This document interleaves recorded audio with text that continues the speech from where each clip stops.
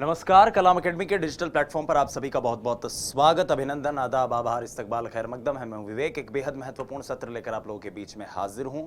और प्रिय विद्यार्थियों, अब हम प्रारंभ करने वाले हैं अधिगम के सिद्धांत। और अधिगम के सिद्धांतों की प्रक्रिया में जिस सिद्धांत पर हम सबसे पहले विमर्श करने जा रहे हैं वो है पावलव का सिद्धांत, जो कि व्यवहारवादी सिद्धांतों की श्रृंखला में सबसे पहले सिद्धांत के रूप में देखा जाता है, पढ़ा जाता है।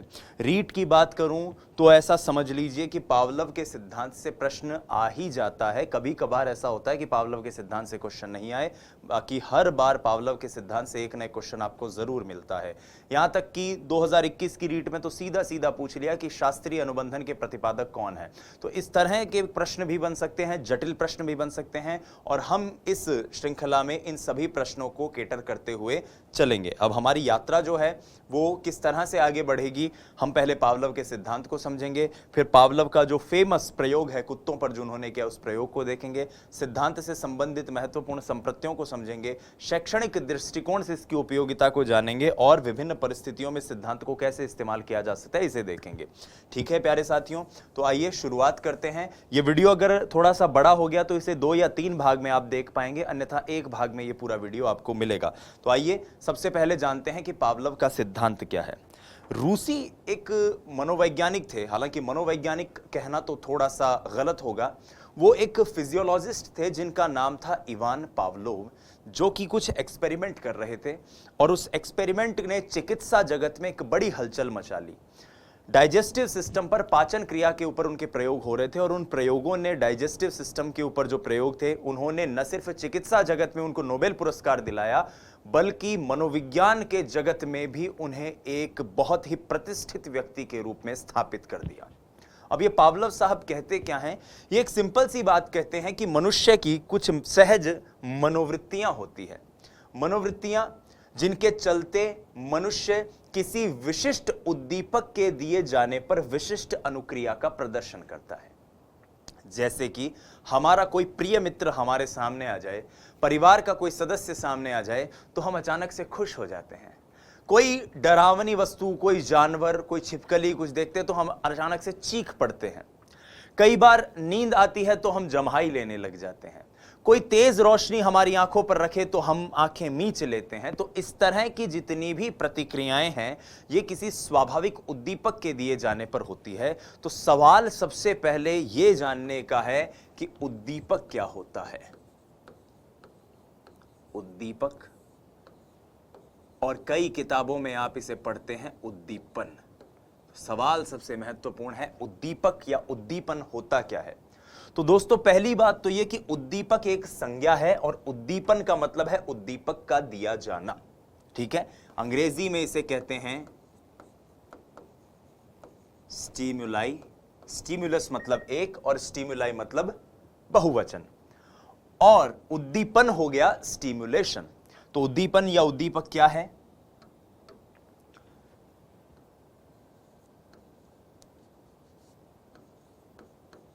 वातावरण में उपस्थित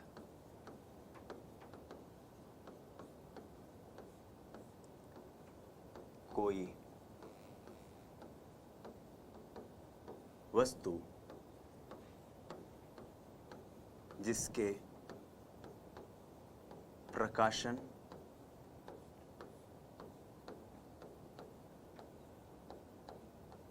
प्रदर्शन पर व्यक्ति विशेष अनुक्रिया का प्रदर्शन करे। वातावरण में उपस्थित कोई भी ऐसी वस्तु, कोई भी ऐसा व्यक्ति, कोई भी ऐसा पदार्थ जिसके सामने आने पर हम एक विशिष्ट अनुक्रिया का प्रदर्शन करें। जैसे कि किसी ने आंख में हमारे रोशनी लगा दी तो हम अपनी आंखें मीच लेंगे। कोई दोस्त हमारे कान पे आके ऐसे करे कुर्र, तो हम अपने कानों को पीछे झटक लेंगे। तो ये जितनी भी चीजें हमारे साथ हुई या हमें दी गई, ये क्या है? एक निश्चित उद्दीपक है। ये लाइट का आंखों पर जगाना, ये नींद का आना, या कान में आवाज करना तेज, ये सारे क्या है? उद्दीपक। और इन निश्चित उद्दीपकों की मौजूदगी में मनुष्य जो व्यवहार प्रदर्शित करता है, वो व्यवहार क्या है? अनुक्रिया। यहां तक आपको उद्दीपक, अनुक्रिया, स्टिमुलस, रिस्पॉन्स अच्छे से क्लियर हो गया होगा। अब मैं आगे बढ़ता हूं और अब मैं पावलोव के सिद्धांत की भूमिका यहां पर लिखने की कोशिश करता हूं।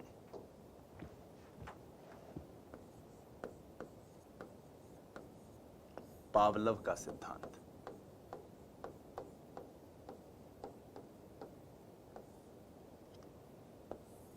पावलोव का सिद्धांत क्या कहता है? पावलोव का सिद्धांत कहता है कि मनुष्य निश्चित उद्दीपक की उपस्थिति में निश्चित अनुक्रिया करेगा। यह सहज प्रवृत्ति है। स्वाभाविक उद्दीपक दिया जाएगा तो स्वाभाविक अनुक्रिया करेगा। जैसे कि नींद आने पर जम्हाई लेना एक स्वाभाविक अनुक्रिया है। जैसे कि आंखों पर तेज रोशनी दिए जाने पर आंखों को मीच लेना एक स्वाभाविक अनुक्रिया है। जैसे कि भोजन के सामने आने पर लार निकालना एक स्वाभाविक अनुक्रिया है। यानी ऐसे तमाम स्वाभाविक उद्दीपकों की उपस्थिति में व्यक्ति स्वाभाविक अनुक्रिया करता है। लेकिन पावलोव कहते हैं कि कई बार ऐसा देखा गया है कि यदि इस स्वाभाविक उद्दीपक के साथ एक अस्वाभाविक उद्दीपक, एक कृत्रिम उद्दीपक, एक तटस्थ उद्दीपक भी साथ दिया जाए तो कालांतर में व्यक्ति उस तटस्थ उद्दीपक के प्रति भी वही अनुक्रिया बना लेता है जो अनुक्रिया वो स्वाभाविक उद्दीपक के साथ कर रहा था। मैं फिर से अपनी बात दोहराता हूं कि व्यक्ति स्वाभाविक उद्दीपक की उपस्थिति में एक स्वाभाविक अनुक्रिया कर रहा था, और अगर व्यक्ति के सामने इस स्वाभाविक उद्दीपक के साथ एक अस्वाभाविक उद्दीपक बार बार बार बार बार बार बार बार बार बार दिया जाए तो कालांतर में व्यक्ति क्या करेगा कि उस अस्वाभाविक उद्दीपक के प्रति भी वैसी ही अनुक्रिया का प्रदर्शन करेगा जैसा कि वो स्वाभाविक उद्दीपक के साथ कर रहा था। अब इसको एक बेसिक एग्जाम्पल से समझते हैं। आपके पास मान लीजिए ये मोबाइल फोन है। आपके मोबाइल फोन की एक सर्टेन रिंगटोन है। यह आपकी आदत बन गई है कि जैसे ही रिंगटोन बजे आपका हाथ आपके जेब की तरफ चला जाता है। आप मान लीजिए बस डिपो पर हैं, रेलवे स्टेशन पर हैं, किसी भीड़ भाड़ वाले स्थान पर हैं और अचानक से किसी मोबाइल की रिंगटोन बजती है, जो रिंगटोन सेम वही हो जो आपके फोन की हो, तो मुझे बताइए कि क्या आपका हाथ आपकी जेब की ओर जाएगा? जाएगा या नहीं जाएगा? आप खुद सोचिए। आप कहेंगे निश्चित तौर पर जाएगा सर, और यही अनुबंधन है। तो पावलोव के अनुसार अनुबंधन क्या है? एक नया शब्द मैंने अभी इस्तेमाल किया। अनुबंधन वही अनुक्रिया एक तटस्थ उद्दीपक के साथ होना है जो पहले नहीं हो रही थी और अब हो रही है। इसको लेकर पावलोव ने कुछ प्रयोग करे। क्या प्रयोग करे उन्हें हम समझेंगे। अभी हाल मैं इस सिद्धांत की रूपरेखा को आप लोगों के सामने स्पष्ट कर देता हूं कि किसी स्वाभाविक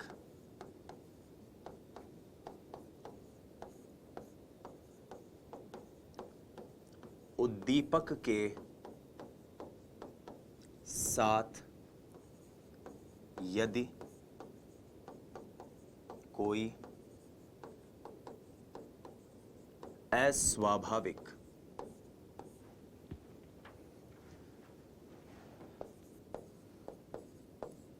उद्दीपक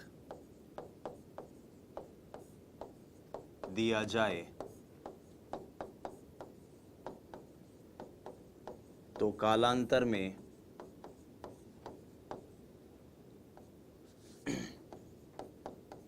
प्राणी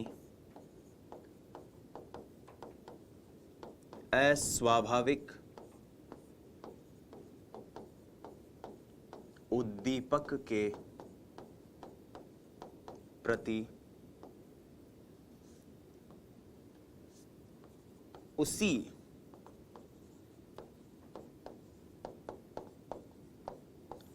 अनुक्रिया का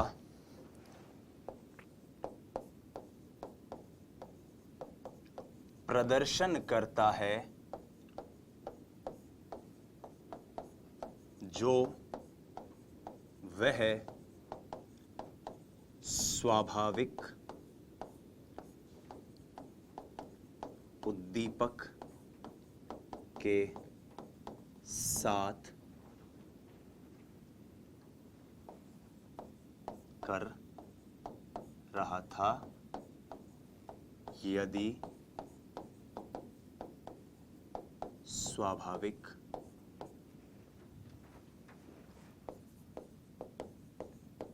उद्दीपक को हटा लिया जाए तो यही अनुबंधन कंडीशनिंग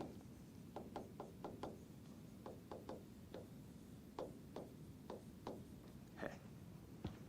तो सिंपल सा कथन मैं एक बार पुनः दोहरा देता हूं। एक स्वाभाविक उद्दीपक जिसके प्रति एक स्वाभाविक अनुक्रिया होती रही और स्वाभाविक उद्दीपक के साथ साथ एक अस्वाभाविक उद्दीपक भी दिया गया। कालांतर में जब स्वाभाविक उद्दीपक को हटा लिया और केवल अस्वाभाविक उद्दीपक दिया गया तो प्राणी ने उसी अनुक्रिया का प्रदर्शन किया।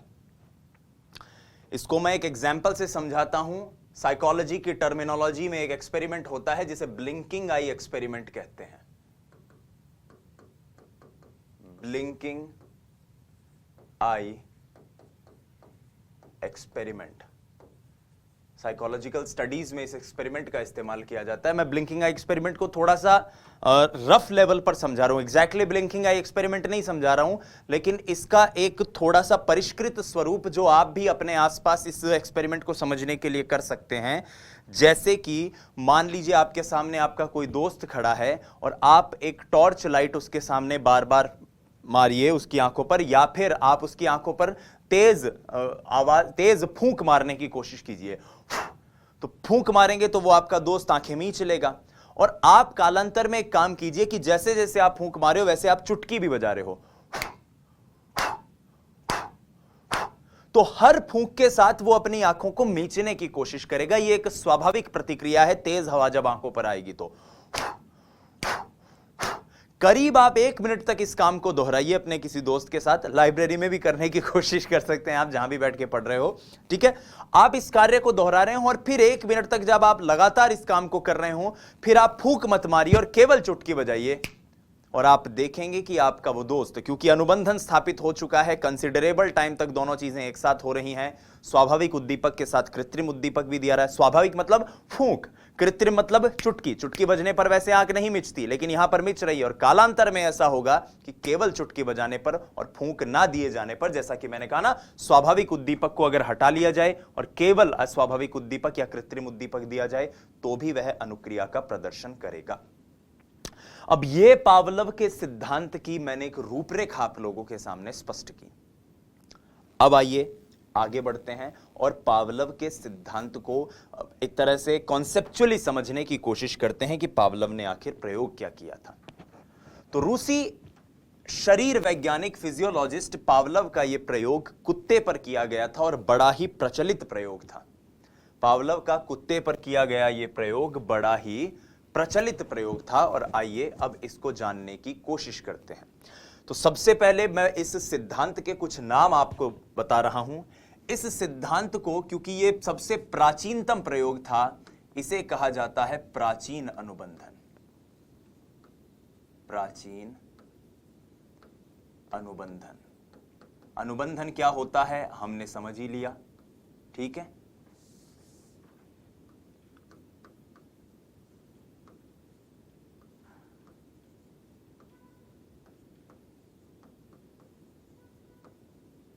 प्राचीन अनुबंधन। दूसरा नाम इसका होता है शास्त्रीय अनुबंधन, क्लासिकल कंडीशनिंग के नाम पर, शास्त्रीय अनुबंधन। तीसरा इसका नाम होता है संबंध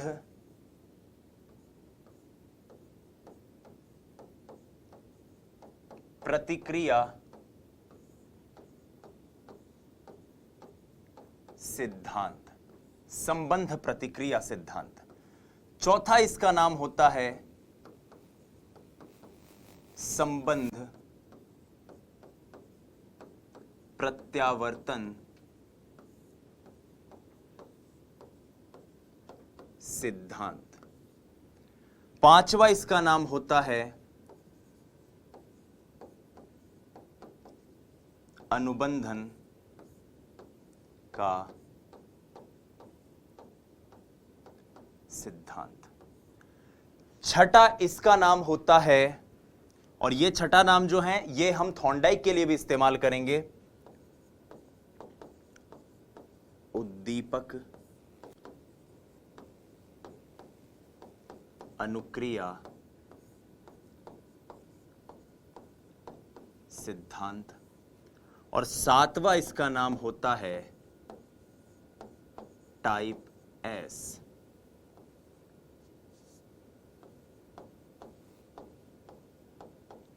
सिद्धांत।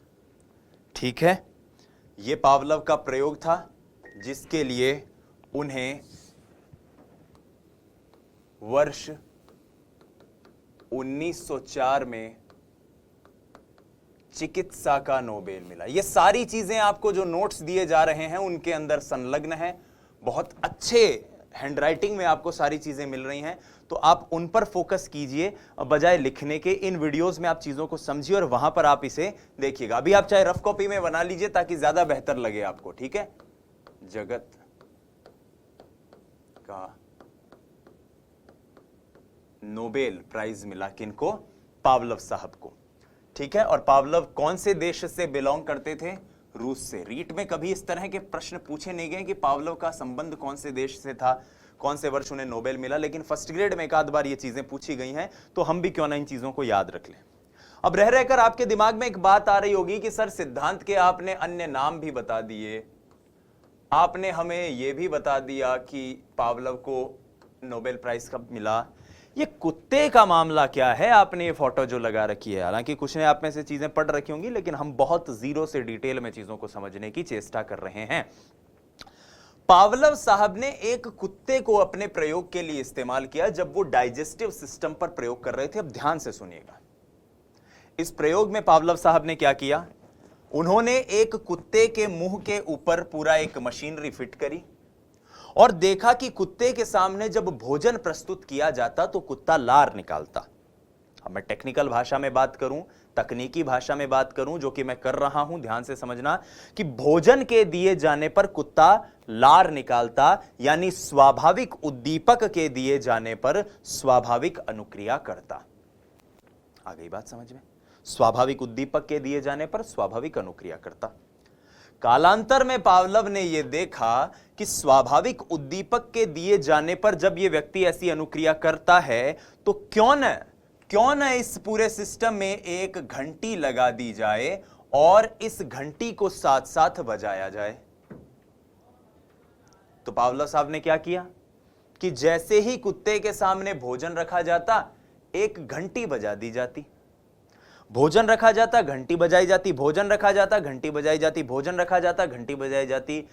एक समय ऐसा हुआ कि पावलोव ने भोजन नहीं दिया और केवल घंटी बजाई, और तब पावलोव ने देखा कि केवल घंटी बजाने पर भी कुत्ता लार का स्राव कर रहा था, यानी मुंह से लार आने लग गई। इसका मतलब पावलोव को यह क्लियर हो गया था कि घंटी और भोजन के बीच में साहचर्य स्थापित हो गया है, और इस अनुबंधन के होने के बाद कुत्ता घंटी के प्रति भी वही अनुक्रिया कर रहा है जो अनुक्रिया वो भोजन के लिए करता था, यानी कुत्ते का अधिगम हो गया है। कुत्ते ने ये चीज सीख ली है कि किस प्रकार से ये कार्य होता है।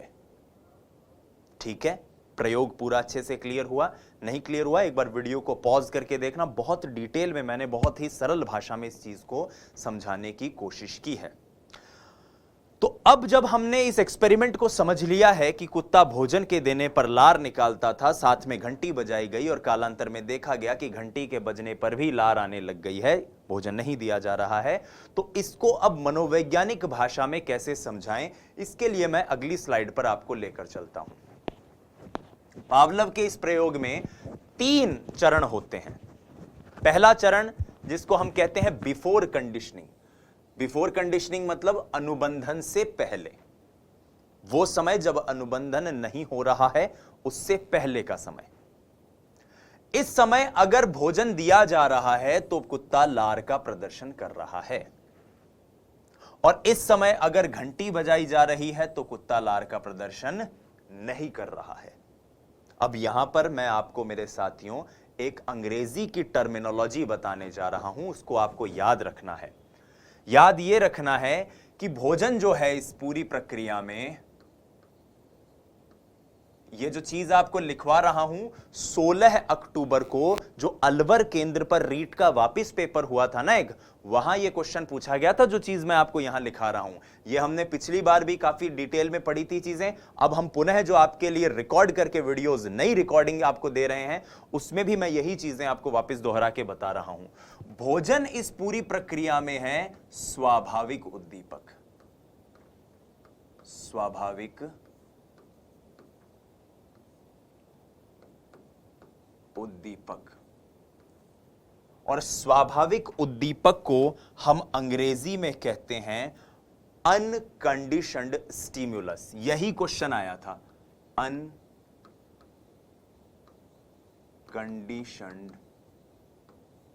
स्टिमुलस। ये आपको याद रखनी है चीजें। स्टिमुलस मतलब तो उद्दीपक होता है, और स्वाभाविक मतलब वो जो नेचुरल हो, प्राकृतिक हो, और इसी को कहा जाता है अनकंडीशनड, यानी ऐसा उद्दीपक जिसके साथ कोई नियम कायदा शर्त नहीं लगी हुई।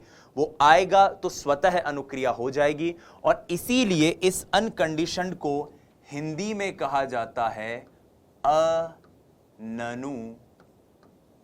अनुबंधित उद्दीपक। अनुबंधित उद्दीपक, ठीक है। नेचुरल स्टिमुलस, अनकंडीशनड स्टिमुलस, अनुबंधित उद्दीपक। और इस अनुबंधित उद्दीपक को किताब में, प्रश्न में कई बार या तो UCS लिखा जाएगा, U मतलब अन, C मतलब कंडीशनड, S मतलब स्टिमुलस, या फिर कई किताबों में सीधा US भी लिखा जा सकता है, अनकंडीशनड को एक शब्द मान के। क्लियर? पावलव के इस प्रयोग में जो भोजन को देखकर लार आ रही है, लार याद रखना, लार, वह है एक स्वाभाविक अनुक्रिया। स्वाभाविक अनुक्रिया, और यही स्वाभाविक अनुक्रिया, क्योंकि यह भी एक ऐसा रिस्पॉन्स है जिस पर कोई नियम कायदा शर्त नहीं लगा हुआ, तो इसको कह देते हैं अपन अनकंडीशनड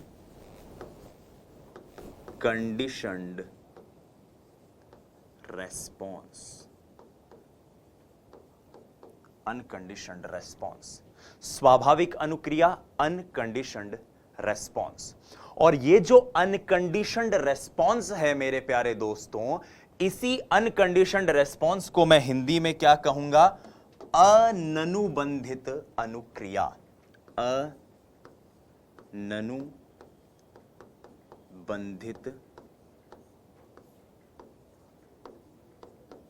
अनुक्रिया।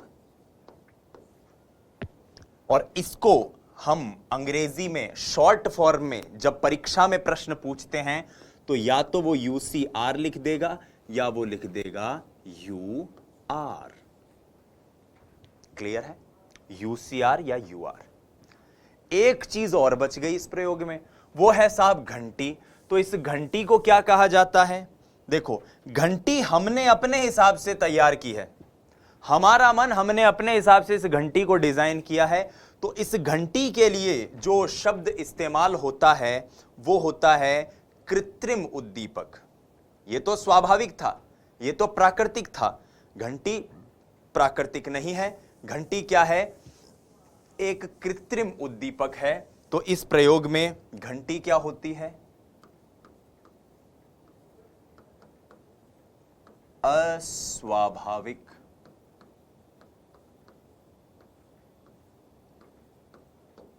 उद्दीपक। इसको कई पुस्तकों में कृत्रिम उद्दीपक भी लिखते हैं। कृत्रिम उद्दीपक, कई पुस्तकों में इसे तटस्थ उद्दीपक भी लिखते हैं,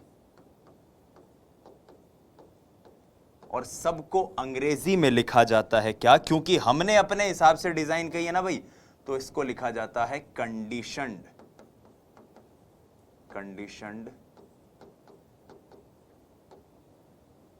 स्टिमुलस, कंडीशनड स्टिमुलस।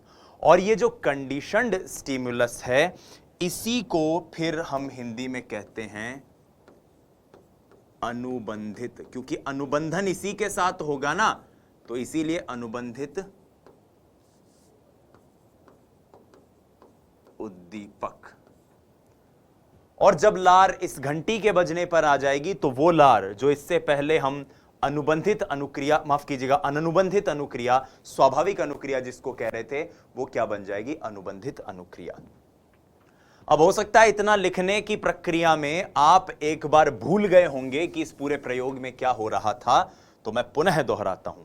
बहुत ही सरलता से मेरे साथियों, हो सकता है चीजें आप तक थोड़ी सी डिले से पहुंचे, लेकिन मैं पूरा विश्वास दिलाता हूं आपको कि आपको पूरा का पूरा कंटेंट टीम कलाम के इस प्लेटफॉर्म पर जो मिल रहा है, यह ऐसा कंटेंट है जिसको आप बहुत सरलता से, बहुत ही आसान भाषा में तैयार कर सकते हैं। और इसकी वानगी आप इस कक्षा में भी देख रहे हैं, और कलाम टीम के जितने भी सदस्य आपको पढ़ा रहे हैं, उनकी कक्षाओं में भी आप इस चीज को देख सकते हैं, महसूस कर सकते हैं। तो आइए पुनः समझने की कोशिश करते हैं। सबसे पहले पावलव ने क्या किया था? भोजन कुत्ते के सामने प्रस्तुत किया और देखा कुत्ता भोजन के आने पर लार प्रकट कर रहा था। और अब मैं तकनीकी भाषा का इस्तेमाल कर रहा हूं, यानी कुत्ते के सामने जब स्वाभाविक उद्दीपक प्रस्तुत किया, तो कुत्ता स्वाभाविक उद्दीपक के दिए जाने पर स्वाभाविक अनुक्रिया का प्रदर्शन कर रहा था। अनुबंधित उद्दीपक के दिए जाने पर अनुबंधित अनुक्रिया का प्रदर्शन कर रहा था। यूसीएस के दिए जाने पर यूसीआर का प्रदर्शन कर रहा था।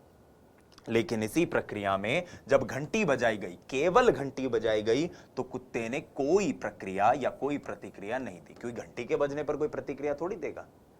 लेकिन एक कंसीडरेबल समय तक घंटी को और भोजन को साथ साथ दिया गया। जैसे ही भोजन दिया जाता, घंटी बजाते रहते।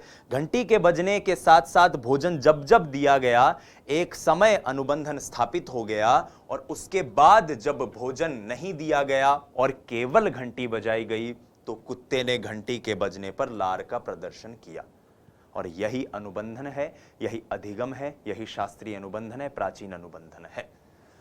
आइए अब इस पूरी प्रक्रिया को, इस पूरे पैटर्न को इस एक्सपेरिमेंटल भाषा के जरिए समझने की कोशिश करते हैं, क्योंकि यह परीक्षा में पूछे जाने की संभावना होती है। सबसे पहला स्टेटमेंट, अनुबंधन से पूर्व क्या हो रहा है? तो अनुबंधन से पूर्व साहब घंटी बजाई गई। घंटी बजने पर कोई विशेष अनुक्रिया का प्रदर्शन नहीं हुआ, जैसा कि हमने अभी अभी देखा। यानी कि घंटी क्या है? एक अनुबंधित उद्दीपक है। भोजन जब दिया जा रहा था, जिसको हम अनुबंधित या स्वाभाविक उद्दीपक कह रहे हैं, उसके दिए जाने पर लार का प्रदर्शन हो रहा था। यू आर स्वाभाविक अनुक्रिया। ठीक है। अनुबंधन के दौरान क्या हुआ? दोनों एक साथ दिए गए, घंटी भी बजाई गई और भोजन भी दिया गया। यानी कि यूएस भी और सीएस भी, यूएस भी और सीएस भी दोनों एक साथ दिए गए। और उस केस में जब लार निकली, तो यह अनुबंधन के होने की प्रक्रिया थी। घंटी भी बज रही है, भोजन भी दिया जा रहा है, सीएस भी है, यूएस भी है, यूएस भी है, सीएस भी है, दोनों एक साथ दिए जा रहे हैं। और जब अनुबंधन हो गया, तब भोजन तो देना नहीं है, केवल घंटी बजाई गई, केवल सीएस दिया गया। और अब जो लार आ रही थी, वो एक अर्जित प्रक्रिया थी, वो एक सीखी हुई प्रतिक्रिया थी, इसीलिए उसको अनुबंधित प्रतिक्रिया कहा गया। अनुबंधित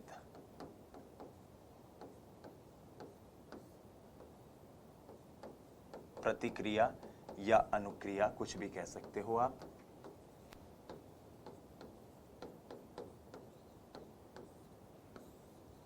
क्लियर है दोस्तों? यह पावलव के पूरे सिद्धांत का एक तरह से अपन कह सकते हैं सार काट है।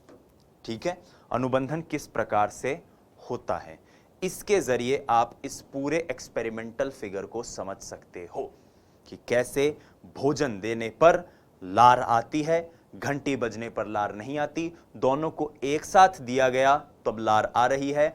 और जब दोनों में से केवल भोजन को हटा लिया गया और घंटी दी गई, बजाई गई, तब लार आने लग गई। अब यहां पर मैं राजस्थान बोर्ड की पाठ्यपुस्तक से एक प्रश्न आप लोगों के बीच में रखता हूं।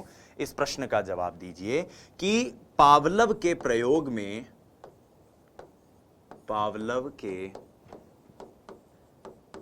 प्रयोग में साहचर्य, क्योंकि इसको साहचर्य का सिद्धांत भी कहते हैं, साहचर्य किसके बीच स्थापित होता है? पावलव के प्रयोग में साहचर्य किसके बीच स्थापित होता है? इसका पहला ऑप्शन है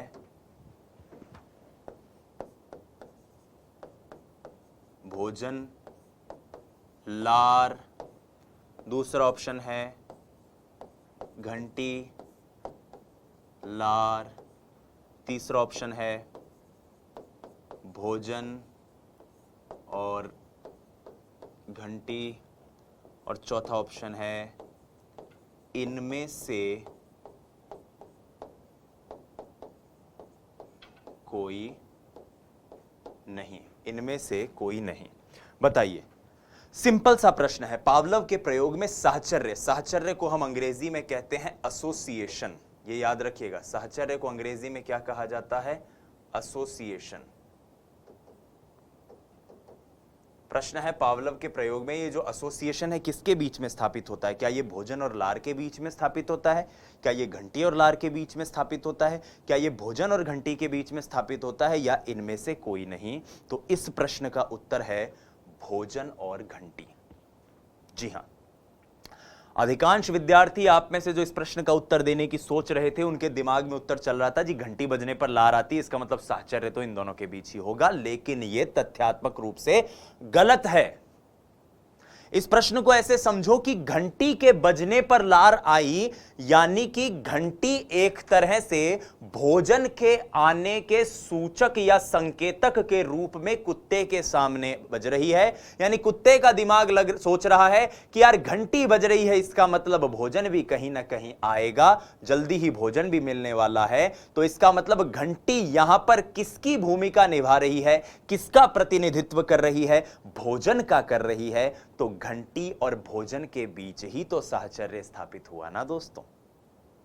ठीक है, क्लियर हुई बात कि घंटी का बजना यहां पर एक संकेत है भोजन का देने का, और कुत्ते को लग रहा है यार घंटी बज रही मतलब भोजन भी आएगा, तो चलो भाई लार निकालने शुरू कर देते हैं, क्योंकि घंटी बज रही तो भोजन भी कहीं आसपास होगा। और इसी को हम साहचर्य कहते हैं, जो भोजन और घंटी के बीच में बन जाता है।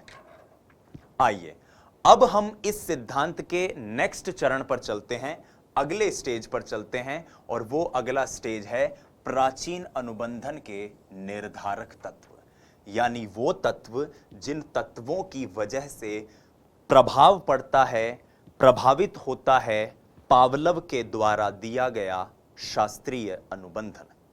यानी कि शास्त्रीय अनुबंधन किस किस चीज के द्वारा प्रभावित होता है, इसे देखते हैं। तो शास्त्रीय अनुबंधन साथियों 3 चीजों के द्वारा प्रभावित होता है।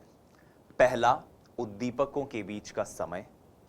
दूसरा, अनुबंधित उद्दीपक की तीव्रता। और तीसरा, अननुबंधित उद्दीपक के प्रकार। अंग्रेजी में अगर इसे बोलूं तो उद्दीपकों के बीच का समय, इसको कहा जाता है temporal arrangement. Temporal arrangement, ARRANGEMENT।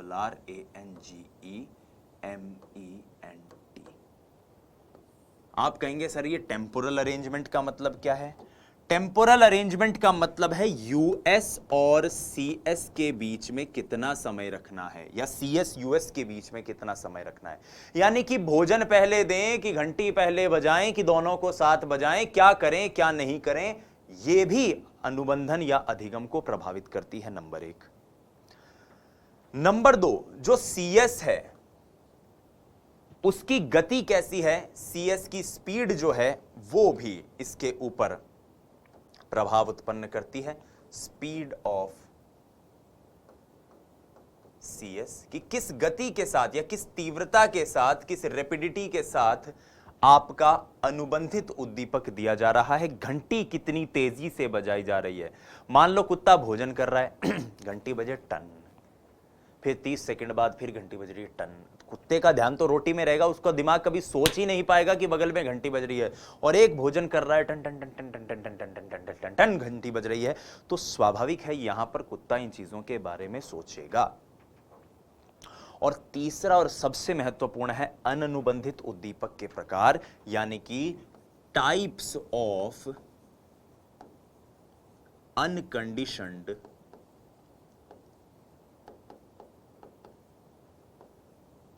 Stimulus. Types of unconditioned stimulus. आइए आगे बढ़ते हैं। तो सबसे पहले बात कर रहे हैं उद्दीपकों के बीच के समय की, यानी टेम्पोरल अरेंजमेंट की। और टेम्पोरल अरेंजमेंट का मतलब यह होता है साथियों कि अधिगम की इस प्रक्रिया में, शास्त्रीय अनुबंधन की इस प्रक्रिया में पहले भोजन दिया जाए, पहले भोजन या पहले घंटी। सिंपल सी बात है, पहले भोजन दिया जाए या पहले घंटी बजाई जाए। ठीक है, तो दो चीजें हैं यहां पे, या तो पहले भोजन दे सकते हैं या पहले घंटी बजा सकते हैं। अगर भोजन पहले दे दिया जाए और भोजन करने के बाद घंटी कहीं बज रही है, तो आप स्वयं कल्पना करके मुझे बताइए कि जिस घंटी के बजने पर हम चाहते थे कि वो लार निकाले, क्या भोजन करने के बाद अगर घंटी बजेगी तो ऐसा होगा? आपका जवाब होगा नहीं। तो इस प्रक्रिया को कहा जाता है पश्चगामी अनुबंधन, यानी कि बैकवर्ड कंडीशनिंग। Backward conditioning. और बैकवर्ड कंडीशनिंग का मतलब कि भोजन पहले दिया जा रहा है, भोजन पहले। और एक चीज मैं आगे बताऊंगा भी, यहां पर स्पष्ट कर दूं कि ये जो पश्चगामी अनुबंधन है, यहां अनुबंधन की संभावना सबसे कम होती है। संभावना सबसे कम होती है। क्लियर है इतनी सी बात? अनुबंधन की संभावना पश्चगामी अनुबंधन में सबसे कम होती है। एक है अग्रवर्ती। अग्रवर्ती का मतलब क्या है?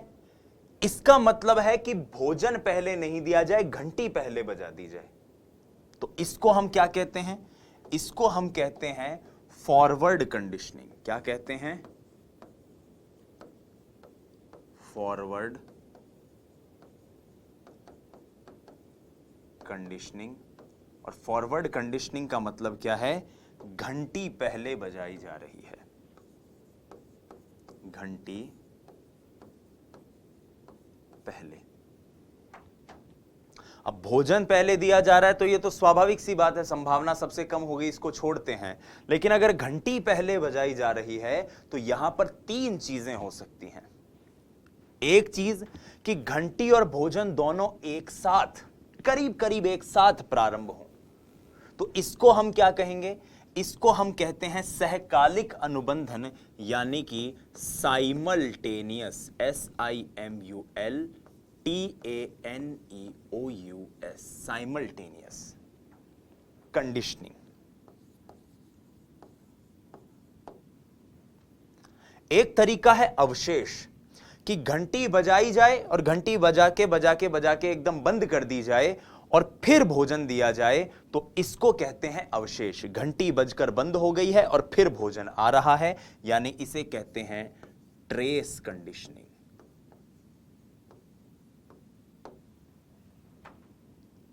और एक तरीका यह है कि घंटी बजानी प्रारंभ हो, घंटी बज रही है, टन टन टन टन टन टन टन टन टन टन टन टन टन टन टन टन, और इसी टन टन टन टन के बीच में भोजन आ रहा है, भोजन खा भी रहा है जो है कुत्ता, और भोजन चल भी रहा है, टन टन टन टन टन टन टन टन। और फिर उस प्रक्रिया में क्या हो कि एक स्टेज ऐसी आए कि घंटी जो है और भोजन जो है दोनों एक साथ जाके समाप्त हों, तो इसको कहते हैं डिलेड कंडीशनिंग।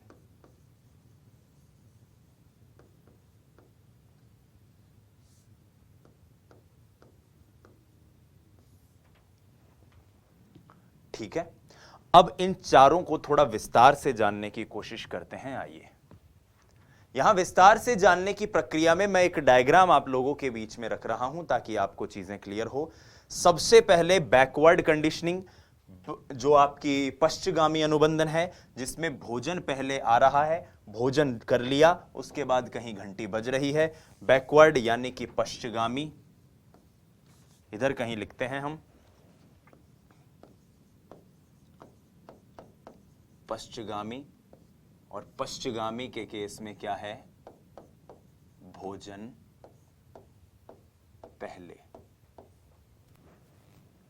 उसके बाद जो अग्रवर्ती है उसमें तीन चीजें हमने अभी अभी देखी, ये अग्रवर्ती के भाग हैं, हाँ या ना। एक है आपका सहकालिक जिसको साइमल्टेनियस कहा, एक है ट्रेस जिसमें घंटी बज के समाप्त हुई फिर भोजन आया, और एक है डिले की घंटी बज रही है और इसी प्रक्रिया में भोजन भी आ रहा है। तो साइमल्टेनियस मतलब सहकालिक, सहकालिक यानी कि साथ साथ, सहकालिक और सह मतलब साथ साथ, सह मतलब साइमल्टेनियस, ऐसे याद कर लीजिए, ठीक है। ट्रेस, ट्रेस यानी कि आपका अवशेष, अवशेष मतलब घंटी बजकर बंद, अवशेष बचे हैं अब घंटी के, घंटी बजकर बंद हो गई है, देखिए, और फिर कहीं भोजन आ रहा है। ये टाइम के ग्राफ पर ये चीज बती है, और बाद में भोजन।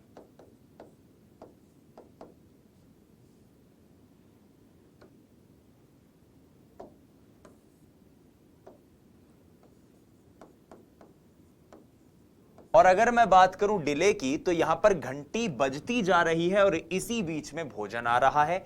इसको हम कहते हैं क्या, डिले यानी कि विलंबित, विलंबित। तो यहां पर तीन चीजें हमने समझी। क्या क्या चीजें समझी, देखो इधर भी ये चीज समझते हैं। अग्रवर्ती में सहकालिक, अवशेष विलंबित, और पश्चगामी जिसमें भोजन पहले दिया जा रहा है। बहुत सरलता से चीजें चल रही हैं, ठीक है, कंफ्यूज नहीं होना है। अब आइए इसके बारे में कुछ लिख भी लेते हैं एक एक चीज, और लिखने के बाद हमें अपने काम की चीजें मिल जाएंगी। तो पहली चीज अग्रवर्ती, अग्रवर्ती का मतलब क्या होता है, घंटी पहले भोजन बाद में, ठीक है। सहकालिक, घंटी व भोजन, ये आपको याद रखनी। देखो तीन बात अपन ने इस चीज को देखा है, साथ साथ, साथ में, सह से सहकालिक, सह से साइमल्टेनियस, और सह से साथ साथ। अवशेष, अवशेष मतलब शेष, कुछ भी नहीं बचा, अब घंटी बज के बंद हो गई, तो घंटी बंद, घंटी बजकर बंद, बाद में भोजन, और उसके बाद भोजन, बाद में भोजन। और विलंबित का मतलब क्या है, विलंबित सिंपल सी चीज है, क्या कि घंटी बजने की प्रक्रिया में ही भोजन,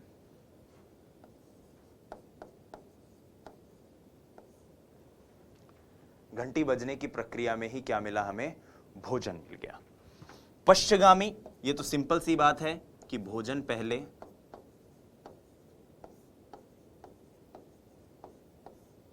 और घंटी बाद में, भोजन पहले और घंटी बाद में। अब यहां पर जो हमने ये चार स्टेटमेंट देखे, अग्रवर्ती, घंटी पहले, भोजन बाद में, अग्रवर्ती के अंतर्गत ही सहकालिक, अवशेष और विलंबित होते हैं। सहकालिक में घंटी और भोजन साथ दिए जा रहे हैं, अवशेष के अंदर घंटी बज के बंद हो जाएगी, फिर भोजन आ रहा है, और विलंबित में घंटी बजने की प्रक्रिया के बीच में, घंटी बज रही है टन टन टन टन टन टन, इसी बीच में भोजन आ रहा है। और यह पश्चगामी जिसमें भोजन पहले और घंटी बाद में। देखो इस तरह से हमने देखा। यहां पर नोट लगाकर मैं आपको दो चीजें बता रहा हूं जिनको आपको याद रखना है। नोट, बहुत ही इंपॉर्टेंट पॉइंट है ये, जिसको आपको याद रखना है। पहला पॉइंट क्या है? पहला पॉइंट सिंपल सा है कि अनुबंधन की संभावना सबसे कम कब होगी? जाहिर सी बात है, पश्चगामी में होगी। जब रोटी ही खा ली, डकार ही आ गई, अब चाहे घंटी बजाओ, चाहे ताली बजाओ, चाहे ब्रह्मा जी लेकर कोई भी वाद्य यंत्र बजा लो, उसको क्या मतलब है? वो सिर्फ और सिर्फ अब सुस्ताएगा। तो यहां पर क्या होगा? पश्चगामी में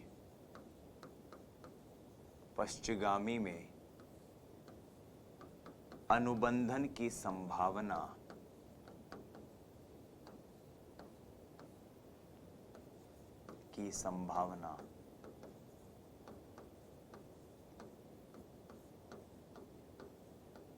सबसे कम होती है। और दूसरा पॉइंट, अनुबंधन की संभावना सबसे तीव्र कब होगी? तो इस बात को कंठस्थ रखिएगा कि विलंबित में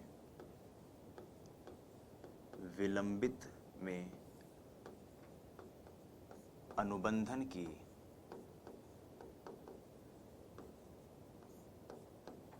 संभावना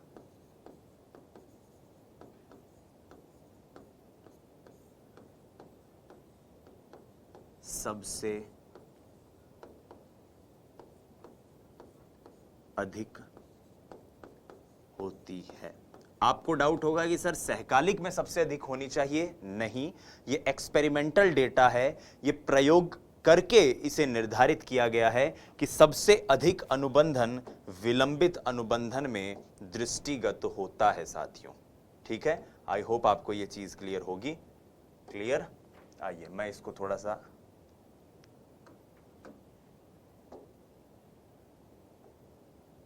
इस बॉक्स के अंदर इसे रख लेते हैं ताकि हमें चीजें याद रह जाएं।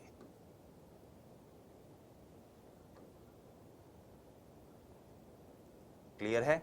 इस पॉइंट को आप याद रखिएगा कि पश्चगामी अनुबंधन में अनुबंधन की संभावना सबसे कम होती है और विलंबित में अनुबंधन की संभावना सबसे अधिक होती है। सबसे कम पश्चगामी और सबसे अधिक विलंबित। ये आप पॉइंट्स याद रखिएगा। उद्दीपकों के बीच के समय के बारे में हमें यही दो चीजें हैं जो याद रखनी है। टेम्पोरल अरेंजमेंट, कब कौन सा उद्दीपक पहले दिया जा रहा है, कब कौन सा उद्दीपक बाद में दिया जा रहा है, यही ध्यान में रखना है। अब इसमें चीज जो आती है वो आती है अननुबंधित उद्दीपक के प्रकार। दूसरी चीज डिस्कस कर रहे हैं अब हम यहां पर, अननुबंधित उद्दीपक के प्रकार। और अननुबंधित उद्दीपक के प्रकार जब हम डिस्कस कर रहे हैं तब हम बात करेंगे types of UCS, unconditioned stimulus के टाइप्स। अनकंडीशनड स्टिमुलस प्यारे विद्यार्थियों दो तरह के होते हैं, एक होता है प्रवृत्त्यात्मक और एक होता है विमुखी। प्रवृत्त्यात्मक वो होता है जिसको हम अंग्रेजी में कहते हैं एपेटाइटिव।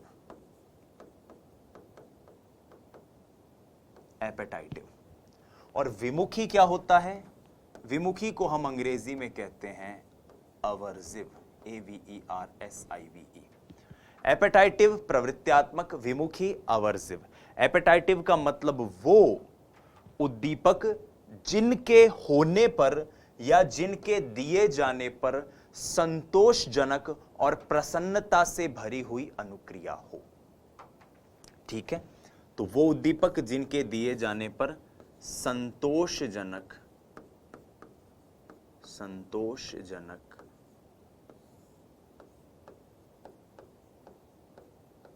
प्रसन्नता से भरी अनुक्रिया।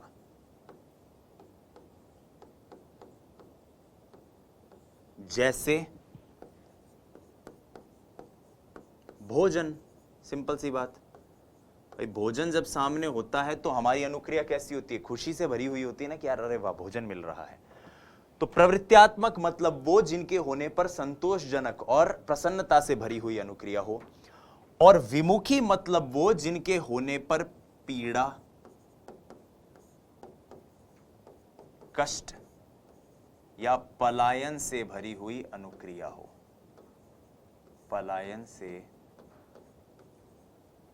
भरी हुई अनुक्रिया।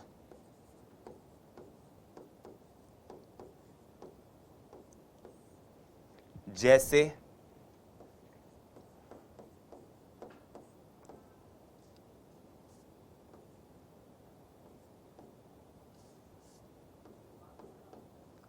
दुर्घटना, चोट आदि। अब इस पूरे बात को, पूरे वाकये को अगर मैं समझाने की कोशिश करूं अपनी भाषा में, अपनी शैली में, तो मैं ये कह सकता हूं कि कुछ उद्दीपक तो ऐसे होते हैं जिनके होने पर अनुक्रिया कैसी होती है, खुशी से भरी हुई। जैसे खाना, खाना देखने पर अनुक्रिया कैसी होती है, खुशी से भरी हुई। और कुछ उद्दीपक ऐसे होते हैं जिनके देखते ही आपके अंदर अनुक्रिया कैसी होती है, डर, पीड़ा, तकलीफ, पलायन, परिहार से भरी हुई। ठीक है, अब मैं यहां पर दो उदाहरण दे रहा हूं, उन उदाहरणों से समझिएगा और फिर यहां से एक ही प्रकार का प्रश्न बन सकता है, उस प्रश्न को हम समझ लेंगे। उदाहरण यह है कि एक कुत्ते को भोजन दिया जा रहा है, वही पावलोव वाला प्रयोग, सिंपल सा प्रयोग। कुत्ते को भोजन दिया जा रहा है, बार बार भोजन के साथ घंटी बजाई, लार आ रही है, एक संतोषजनक अनुक्रिया है। और एक समय क्या होगा कि वो जो लार है वो भोजन की अनुपस्थिति में केवल और केवल किसके प्रति, घंटी के प्रति भी आने लग जाएगी। तो ऐसी प्रक्रिया में भोजन जो हमारा यूसीएस है या यूएस है वो कैसा है, प्रवृत्त्यात्मक।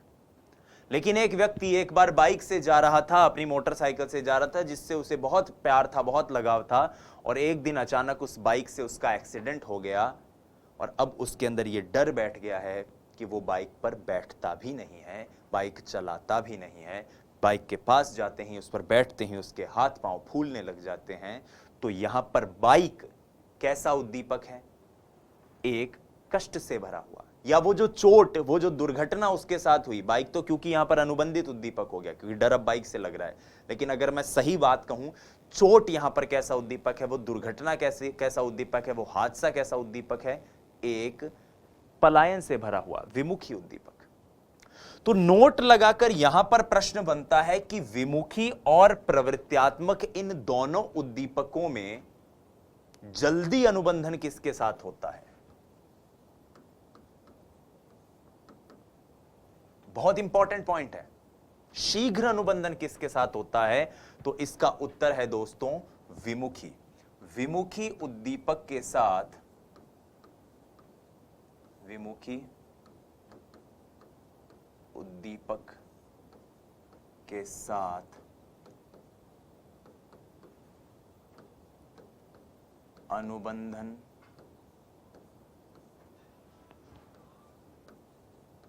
शीघ्र होता है,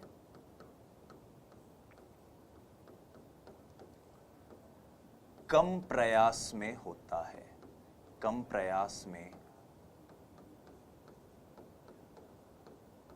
होता है, शीघ्र हो जाता है, कम प्रयास में होता है। तो इस वाक्य को भी हम कोशिश करते हैं इसको भी बॉक्स में रखने की, क्योंकि यहां से एक स्टेटमेंट है, बड़ा इंपॉर्टेंट स्टेटमेंट है, ये क्वेश्चन के फॉर्म में, भाषा में भी हमसे पूछा जा सकता है।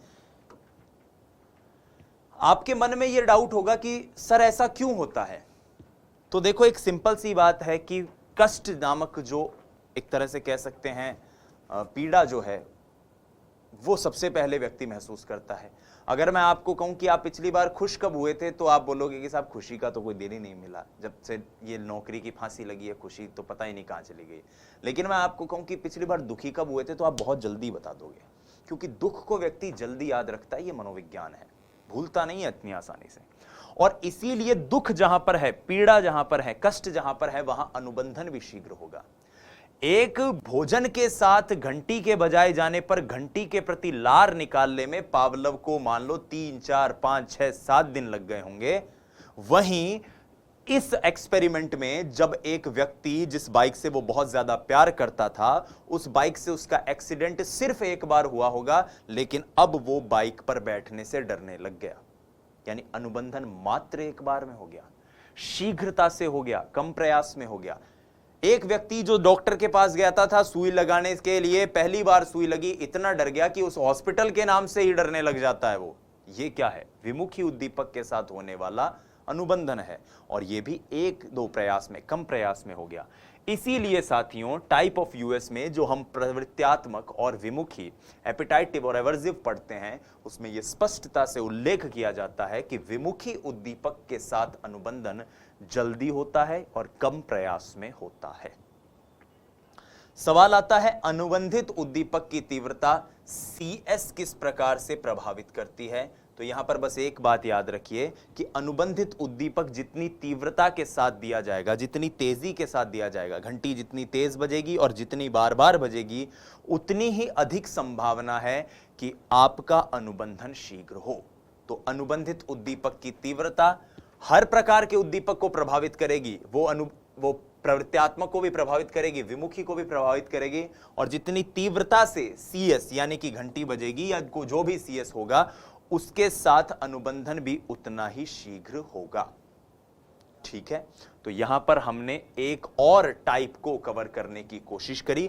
दरअसल तीनों ही टाइप कवर कर लिए हैं। पहले हमने देखा था टेम्पोरल अरेंजमेंट कि किस तरह से कौन पहले दिया जाए। दूसरा हमने देखा कि देखो प्रवृत्त्यात्मक और विमुखी, प्रवृत्त्यात्मक में धीरे होगा, विमुखी में जल्दी होगा। और फिर हमने तीसरी देखी CS की तीव्रता कि अनुबंधित माफ कीजिएगा, उद्दीपक की जो तीव्रता है, तटस्थ उद्दीपक की जो तीव्रता है, कंडीशनड उद्दीपक या कंडीशनड स्टिमुलस जितना जल्दी, जितनी तीव्रता के साथ दिया जाएगा, अनुबंधन भी उतना ही शीघ्रता से होगा। ठीक है, आई होप आपको ये पूरा कॉन्सेप्ट क्लियर हुआ होगा।